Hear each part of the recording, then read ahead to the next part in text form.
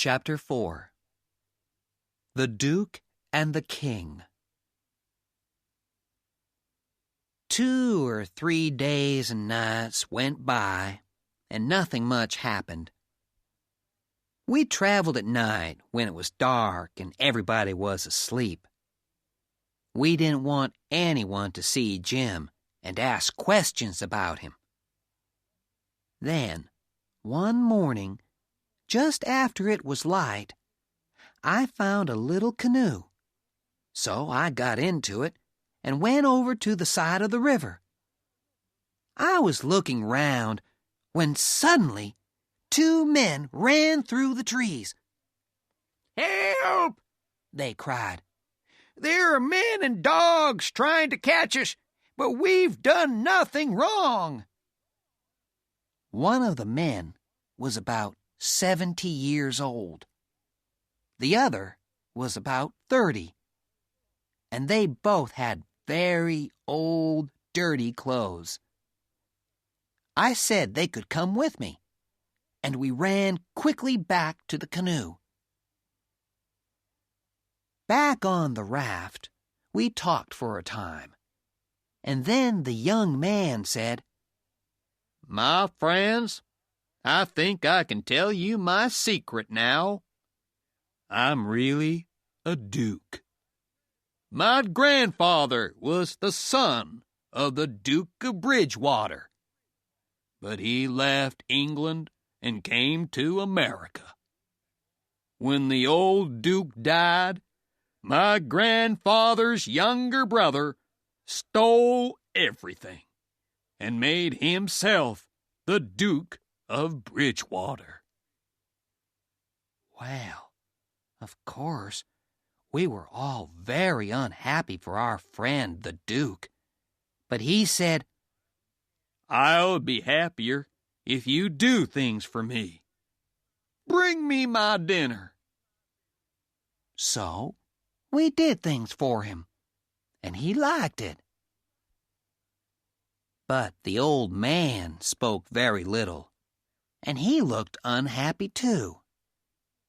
After a time, he said, "You know, Bridgewater, I, too, have a secret." And he began to cry. "What do you mean?" the Duke asked. "What's your secret?" And then the old man told us that he was really the first son of the King of France. He asked us all to go down on one knee when we spoke to him. We could call him Your Majesty, too. So that was what we did, and they were both happy. Of course, I knew that they weren't really a duke and a king, but I didn't tell Jim. It's best if everybody is happy when you're living together on a raft. The king and the duke were very interested in Jim. "Is he a slave?" they wanted to know. "Is he running away?"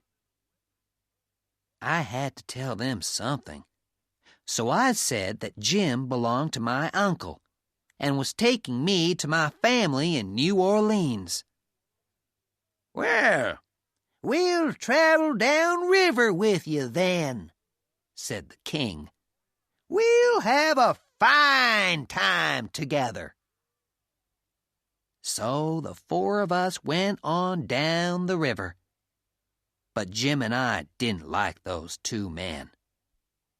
They were always getting drunk and making plans to get money out of people in every town. It's all right to take a chicken or something if you're hungry, but these men were really bad.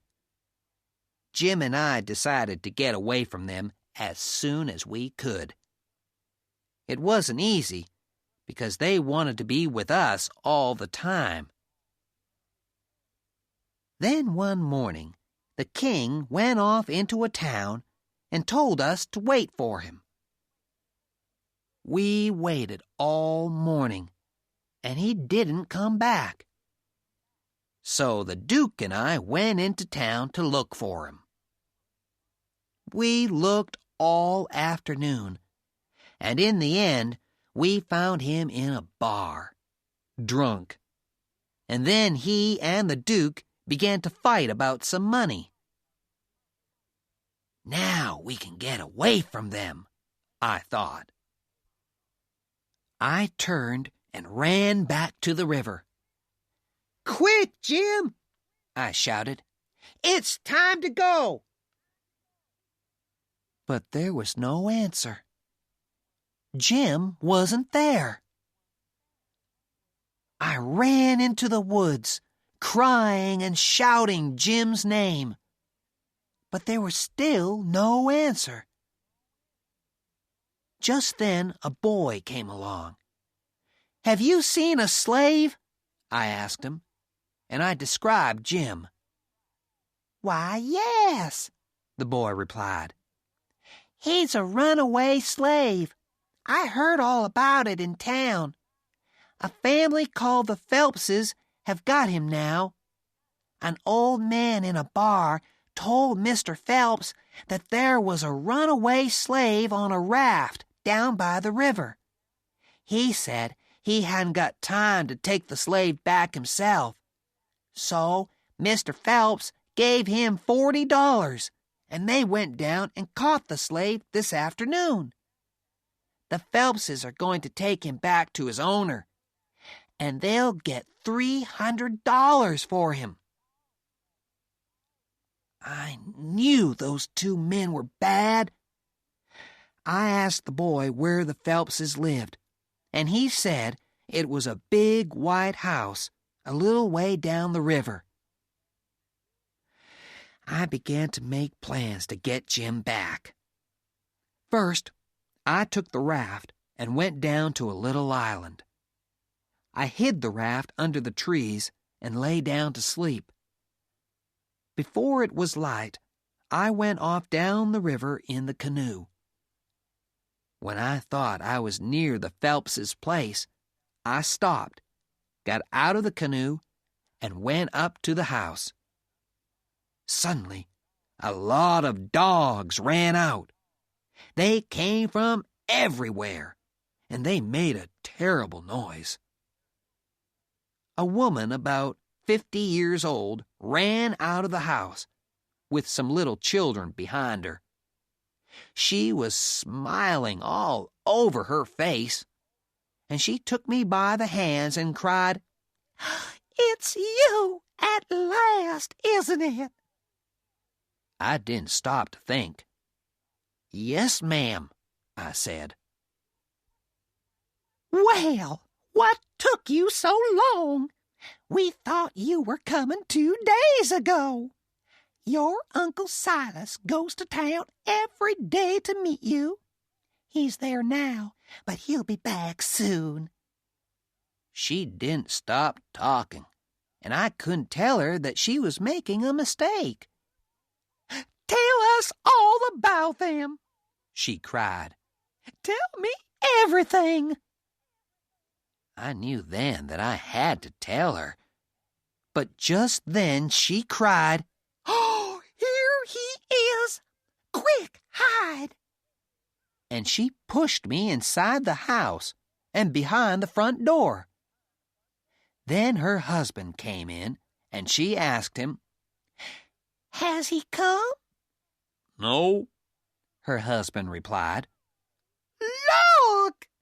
she shouted, and then she pulled me out from behind the door. "Wow, who's that?" Mr. Phelps cried, surprised.